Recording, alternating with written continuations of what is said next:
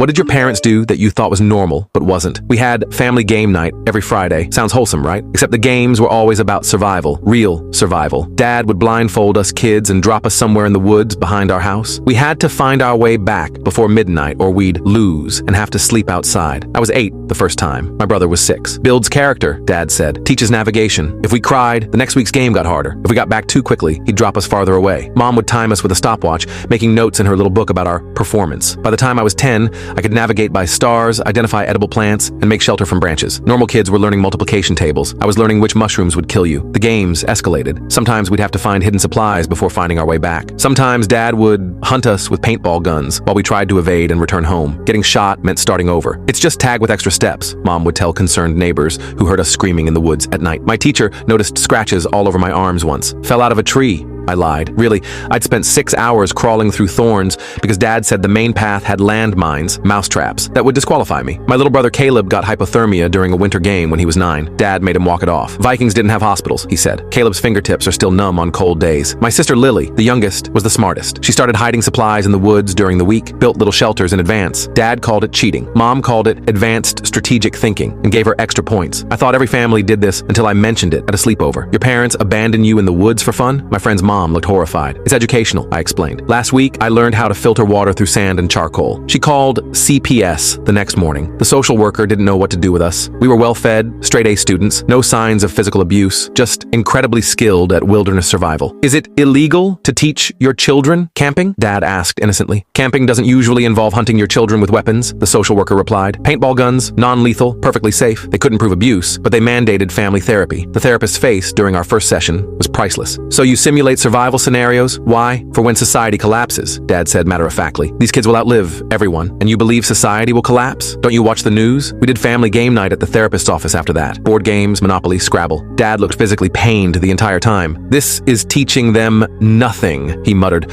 buying Boardwalk. When the grid goes down, Monopoly money won't save them. I'm 28 now. Live in a normal apartment, have a normal job, but I keep a go bag by my door. No 17 ways to start a fire. Can't sleep without checking all exits. My therapist says it's PTSD. I say it's preparedness.